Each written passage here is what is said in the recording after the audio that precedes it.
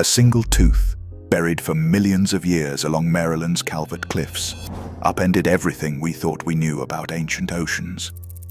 Experts say the Megalodon vanished 3.6 million years ago, yet sensational claims still insist it prowls the deep. If the science is right, entire ecosystems were shaped by this titan's disappearance. But could the myth be hiding something real? Let us separate fact from legend, starting at the very beginning. Otodus megalodon, often shortened to Megalodon, stands out as one of the most formidable predators to ever swim the world's oceans. For decades, scientists debated its true family tree. Some argued for Carcharodontes, linking it to great white sharks, while others pointed to Otodus, a lineage with deeper roots and distinct tooth features. The difference is not just academic. Each name reflects a different evolutionary path, and the teeth themselves hold the clues. Unlike the teeth of modern great whites, megalodons are broader, with robust roots and finely serrated edges, perfect for slicing through thick whalebone and flesh. Most of what we know comes from these fossils. Shark skeletons rarely survive the ages. Their cartilage dissolves, leaving behind only the hardest parts.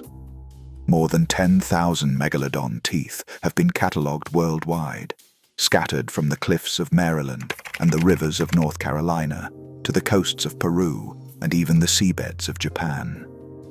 Each site marks a chapter in the story of a shark that once dominated warm, shallow seas during the Miocene and Pliocene epochs.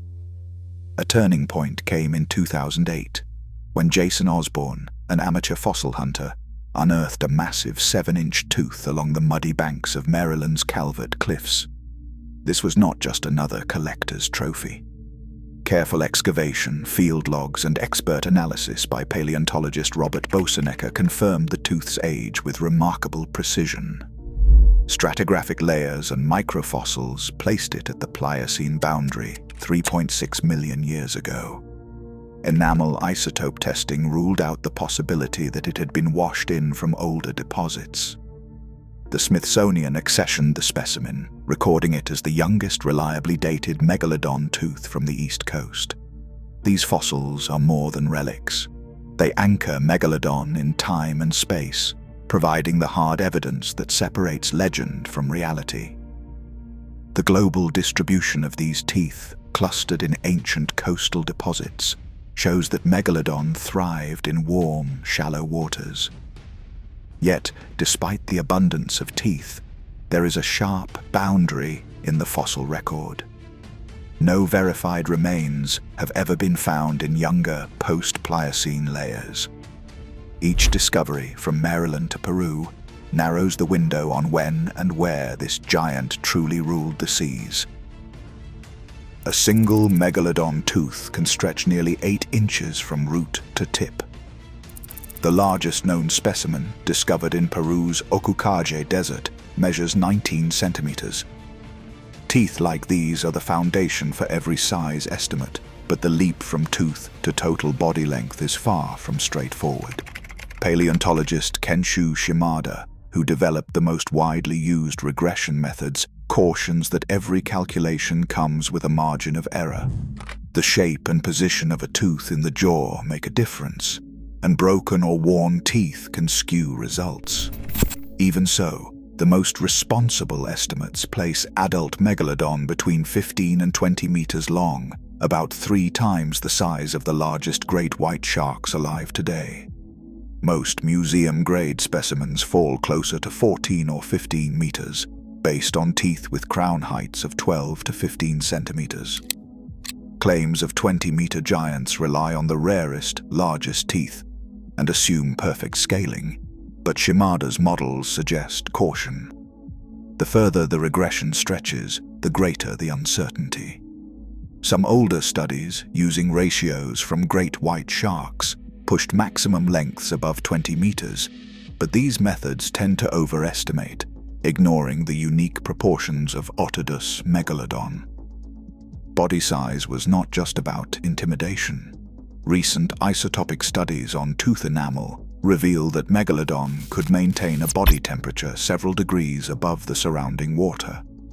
This regional endothermy or mesothermy set it apart from most sharks, allowing it to range across warm and temperate seas.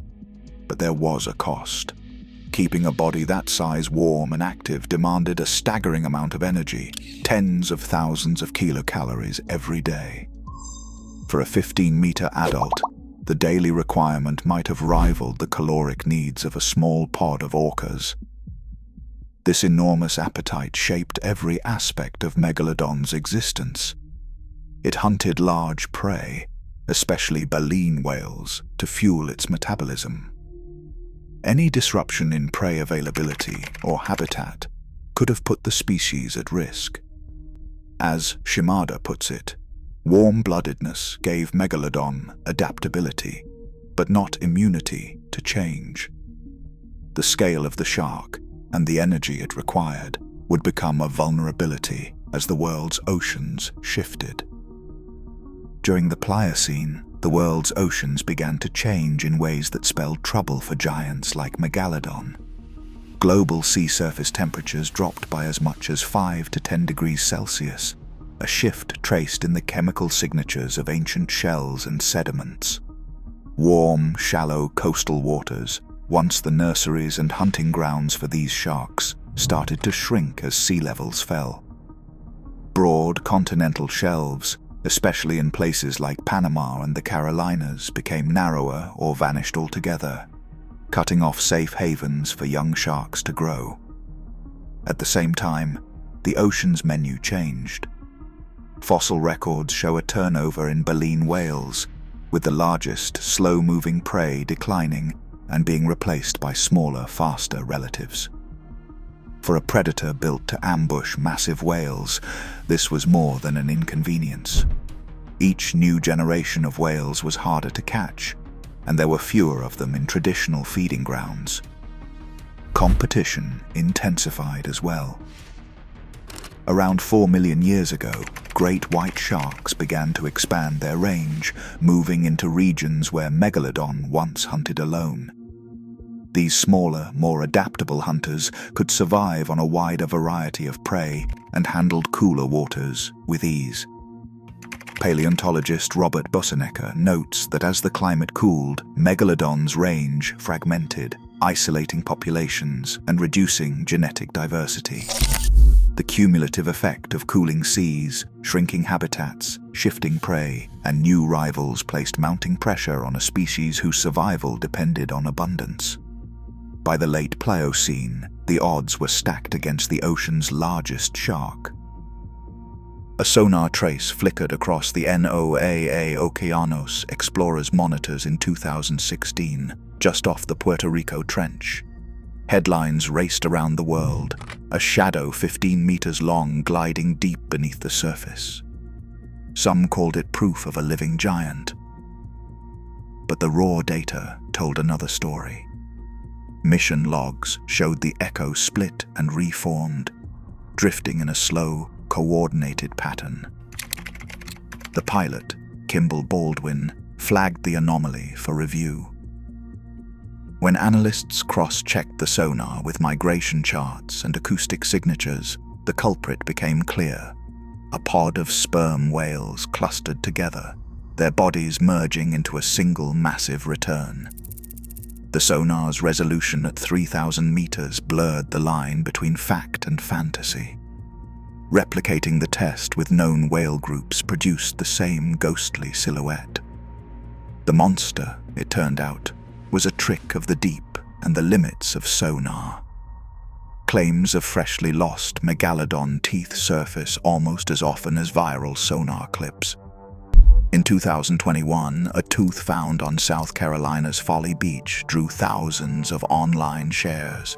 Its enamel gleamed, the serrations looked sharp, and some insisted it had come from a recent kill. Forensic examination told a different tale. Microscopic scans revealed mineralized dentin and fossilized microstructure, not the glossy sheen of a modern shark. Strontium isotope dating placed the tooth at around 3.5 million years old. Sediment trapped in the root matched Pliocene deposits, not present-day sand. The so-called fresh find was a fossil, reworked by tides and storms, not evidence of a living predator. Even the most advanced DNA surveys have joined the search. In 2020, a Scripps Institution team sampled seawater from the continental shelf off Southern California, filtering for traces of large sharks. Their results came back clear, plenty of great white and orca DNA, but not a single genetic signature matching Otodus megalodon. The workflow is repeatable, the methodology sound. If a two-story shark still patrolled these waters, its DNA would surface in the data. Instead, the tests come up empty, time and again.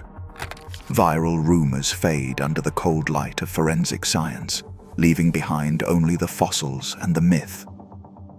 Today, every credible ocean survey returns the same verdict. No giants linger in the deep. Yet the persistence of the myth reveals more about our hunger for mystery than any fossil ever could. Science may close the case, but our fascination with the unknown endures. What do you think?